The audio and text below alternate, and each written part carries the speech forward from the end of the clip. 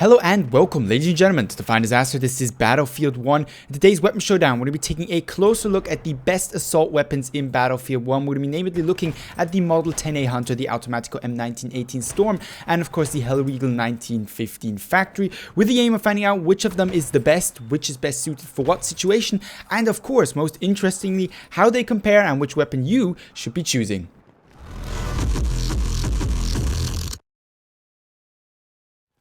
Now, I must say, personally, I've been looking forward to doing this weapon review for quite some time, much to the annoyance of my multiple companions with which I play Battlefield 1. I've been playing a lot of Assault recently. Frankly, I have more Assault points than pretty much in any other of my classes. That is to say, double the amount of points than anything, for example, as Recon or even as Medic. Now, that's because I've been playing the Assault a lot, because I've been putting out quite a few weapon review on the Assault weapons. And now that we've covered all the important and the best Assault weapons, it's time to come to some form of conclusion on which one you really should be using. Now, I'm not going to be covering each weapon in a huge amount of detail today. We will have the stats on the screens and I will very briefly go over them. But if you want a full detailed look at each weapon, how to most effectively use it, maybe even equip it, and a real detailed analysis of its stats and properties, you're going to have to look at my individual weapon reviews for those weapons. You'll find them linked down below in the description or in the info card above on your screen. If you want to find out a little bit more specifically about one of the weapons, feel free to check out those videos if you haven't already.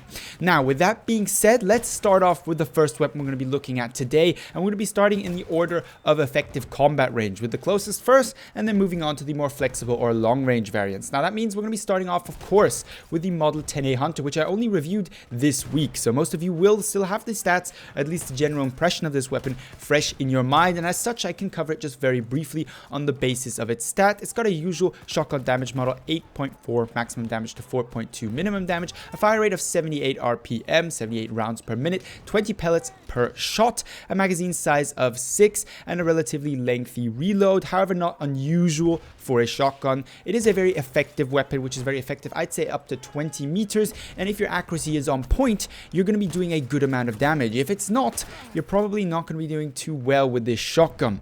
With that being said, the shotgun is the most easiest to explain at what it is most effective at.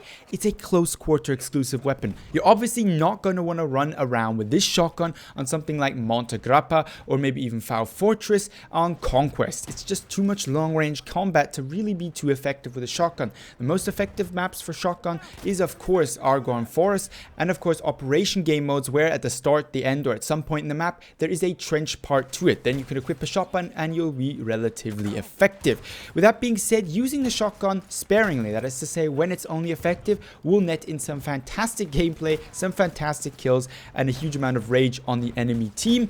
As you will see in the gameplay today, it's relatively easy to go on a decent shotgun kill streak and it's relatively fun. However, as soon as you get into ranges where the shotgun is no longer good, it's not only not good, it's horrible. So using shotguns, much like in other Battlefield games, is a matter of choosing them when they are correct to be used and otherwise leaving them in the gun locker for another day. With that being said, let's go over to the Automatico, where we can talk a little bit more about the weapon and its statistical analysis as well as practical appliances. However, starting off first with its actual base stats, it's got a maximum damage of 23, minimum damage of 12, a very high fire rate and 900 rounds per minute, a GIMP magazine size, a smaller magazine size at 25 rounds, and a relatively quick short reload in close quarter. I kind of incorrectly compared the long reload to the Farmaster's short reload in my actual weapon review, so I apologize for that. Nevertheless, a relatively good quick reload at 12.1 seconds and a longer yet still manageable long reload at 2.8 seconds. Its recoil of the Automatico Storm variant, that is very controllable. And when I say very controllable,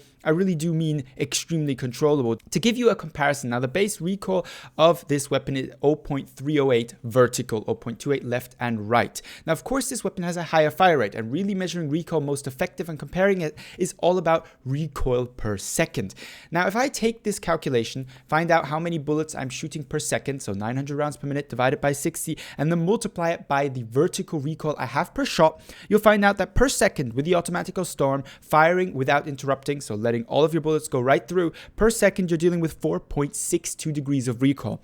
Now this is 100% identical to the amount of recoil you would be dealing with in Battlefield 4 with an Ace-23, not considered a too difficult to control weapon. I think most of you would agree, at least those of you who have played Battlefield 4. You're dealing with the exact same amount of recoil per second as you would with the Ace-23 from Battlefield 4, and that's with 900 rounds per minute. So you're putting out more damage than you would, for example, with an Ace-23.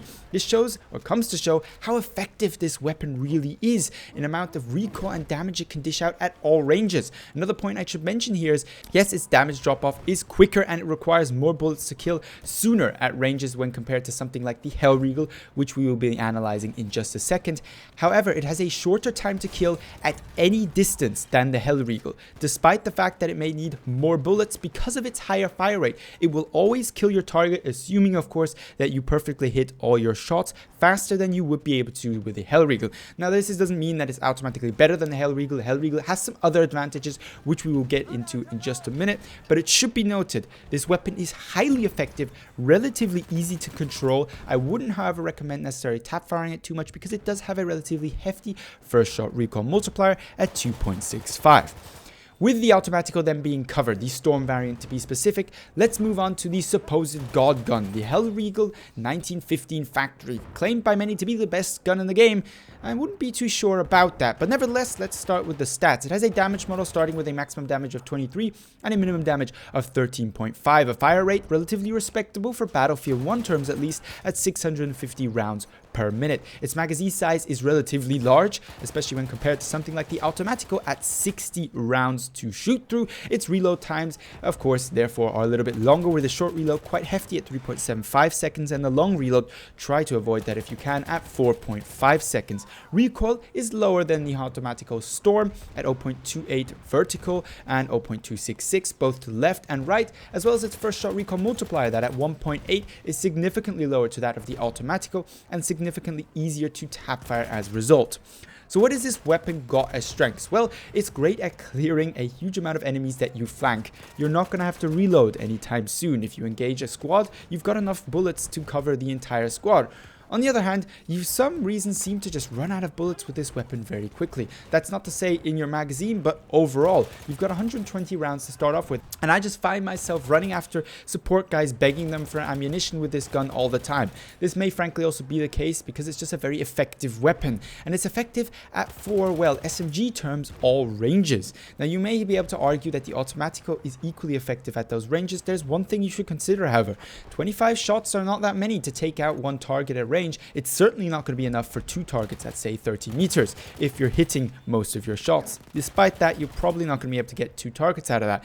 With the Hellriegel, you can probably tickle that out to 4. With that being said, where does this leave us all? Well, we have the Model 10A Hunter, a close quarter specialist, unparried in the amount of damage that it can put out per second and basically one-shotting, killing everybody under, I'd say, 15 meters. Then we have the Automatico, a little bit more flexible than the Model 10A Hunter, nevertheless not a range king, but neither is the Hellriegel 1915. It's not that good at range. In the end, you're still going to be needing up to 8 bullets from a distance of 37 meters onwards to kill your target. 8 bullets are a lot to hit with a weapon that has an ADS accuracy of 0.3, that's while standing, not moving, and on your first shot. Spread does increase per shot, and has relatively limited amount of ammunition overall, not per your magazine, but overall. If you go for long range targets with something like your Hellriegel, you will find yourself running out of ammunition way too quickly before you've even gone on a serious tear. These weapons are all meant for medium to close quarter. None of them are long range strong. And this is where we start to get into the playstyle, what really defines which of these weapons is best for what. Obviously, we have 3 weapons here specialized at certain tasks. The Model 10A Hunter at extreme close quarter, the Automatico at close quarter but also very capable at medium range, and the Hellriegel probably the most effective at all ranges of them, however of course more limited in close quarter than something like an Automatico or Model 10A Hunter, which means it's down to your playstyle map which you're going to choose. However, I will give you a recommendation on which one I will 9 out of 10 times run, and which I find myself being pretty much double as effective as some of the competition out there with the weapon. It's the Automatico. I find myself, if basically controlling my engagement distances and making sure I don't run into too many people at one time, dominating with the Automatico M1918 pretty much everybody other than maybe a person with a shotgun under 10 meters. You can just go through your enemies so much quicker than anybody else really can on the battlefield. And this doesn't just apply to the close quarter where you may be competing with shotguns, which will easily take you out if they hit their first shot. It applies to medium ranges where you usually think the Hellriegel would dominate. The Storm just simply is controllable enough to take out a single target against the Hellriegel anytime. I would take the Automatico M1918 over the Hellriegel for a one-on-one situation at any engagement distance, frankly. It's just that much better. Because if you're talking about so long range, where actually the relatively small, nevertheless noticeable difference in recoil, with the Automatico having more than the Hellriegel making the difference, you'll just be able to close your gap, because the Hellriegel isn't going to be able to kill you at that range. And anything below that range, you're going to win that firefight. Now, the disadvantage is, of course, if you come up against three people, you're basically on your secondary weapon immediately, because you're going to take out one, maybe two. But you have this huge advantage of dominating in close quarter, and as most of you players will know out there, you can usually close the gap. However, you can't make up for a lack of damage in close quarter. You've got the amount of damage you can put out determined by your damage model and fire rate as well as accuracy, and you can't exceed that by simply magically making your weapon do more damage. In the end, you're stuck with fire rate, and fire rate paired with damage model will and always has been the king in Battlefield games, determining how effective a weapon can be, as long as, of course, it doesn't have too excessive recoil to decrease your chances of hitting them. So in conclusion, the Automatico, in my opinion, is the best weapon. Not the most flexible, but in 9 out of 10 situations, the best weapon. The Hellriegel and the Model 10A Hunter, in my opinion, are a close second. I find it hard to distinguish them because the Model 10A Hunter simply dominates both of the other weapons in extreme close quarter.